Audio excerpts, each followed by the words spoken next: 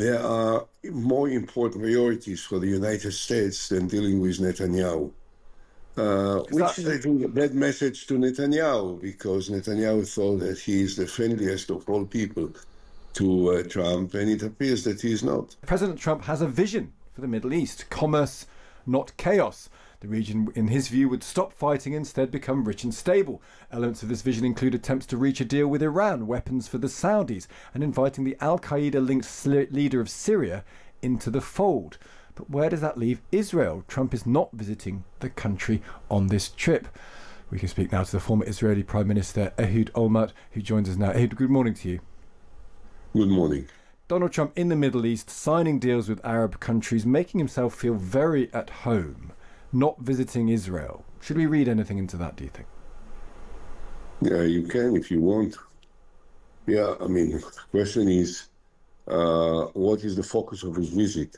Seems like his focus is American interests, and the American interest is first and foremost to have a big deal with Saudi Arabia, which is understandable and acceptable. We, I think, have to wait and see what else he will do and how it can impact Israel. I think that basically what he says to Israel indirectly, in a very careful and low-key manner, he says there are more important priorities for the United States than dealing with Netanyahu.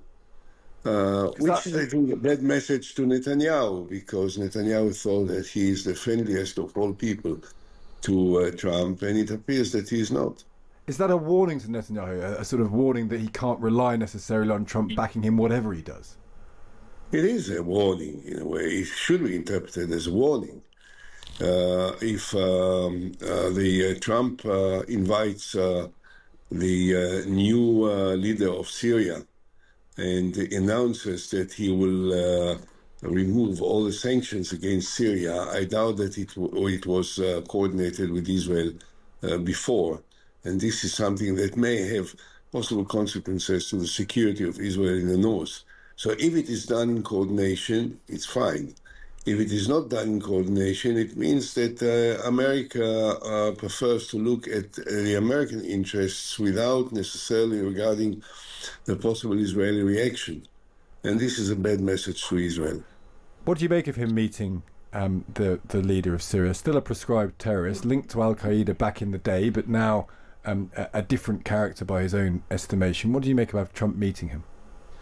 I'm in favor of such a meeting if, as a result of this meeting, if as a result of the American negotiating with the new leader will adopt a different position from what has characterized his entire record, his entire career, and he will cooperate with the Western countries and with Israel, and will be disposed to perhaps establish a political dialogue with the State of Israel as part of his dialogue with the United States, then this is very positive. Yeah. So remains to be seen. What I'm not certain about is that Trump has taken counsel with Netanyahu before he's doing it, something that may have not happened in the past with other presidents. So it shows that Trump believes that he has enormous leverage on Netanyahu, and whether Netanyahu likes him or not, he will determine what is the course of action, and Netanyahu will have to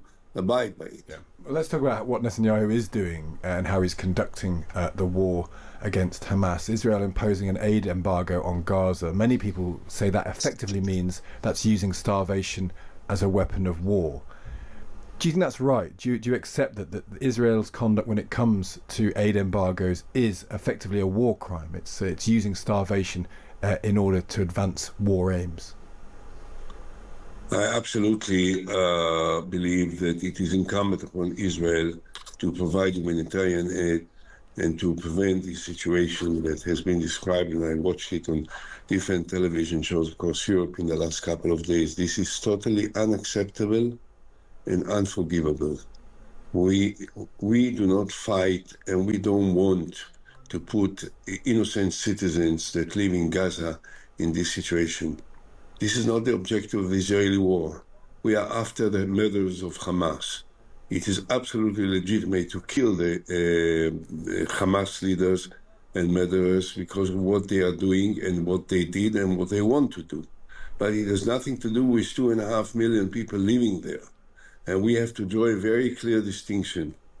And anything else is terrible, totally unforgettable and unforgivable and unacceptable. And do you think Netanyahu has lost that distinction? He never had it. So you think he was always willing to kill innocent people in pursuit of his aims? Not that he was willing to kill innocent people. He didn't draw the distinction between innocent people and terrorists, and he didn't have the understanding and the sensitivity that just going up front in such a blunt way is going to, first of all, cause the death of many innocent people, but also deteriorate, destroy completely, tarnish completely the status of the State of Israel across the world. We want to consider ourselves to be part of the enlightened international community.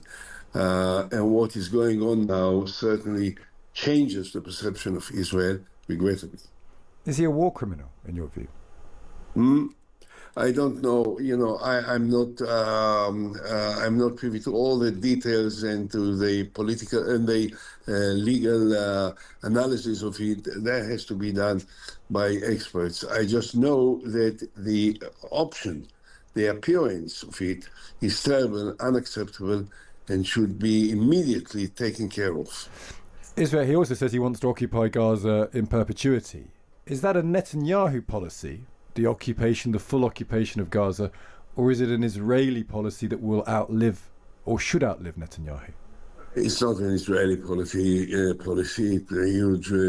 remember that 20 years ago, the then Prime Minister Sharon and I, as his Vice Prime Minister, we pulled out, disengaged from Gaza, dismantled all the Israeli settlements in the vicinity of Gaza, and returned back into what was then accepted as the international borderline between Israel and Gaza. So this was the policy. Gaza is not part of Israel.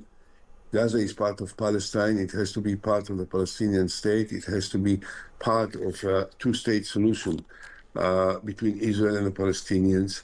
Netanyahu was then somewhat hesitant. On the first place, he supported the dismantling of the Israeli settlements from Gaza, but then because of political considerations, he changed his attitude, and now his political allies are the extreme right-wing fundamentalist messianic groups of Ben Gvir and Smotrich, which are in favor of resettling back in Gaza, taking over everything, perhaps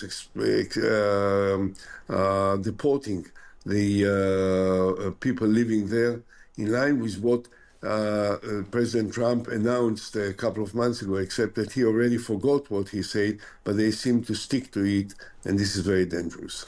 It is very dangerous indeed. We're grateful for your time speaking so frankly this morning. Thank you for joining us. Thank you. That's Ehud Olmert there, the former Israeli Prime Minister, no fan of Netanyahu, making the point that Gaza is never should be part of Israel. And what Israel is doing, in his view, he didn't want to say whether it was a war crime or not, but the killing of innocent people. He says Netanyahu doesn't make a distinction between innocent people and non-innocent people.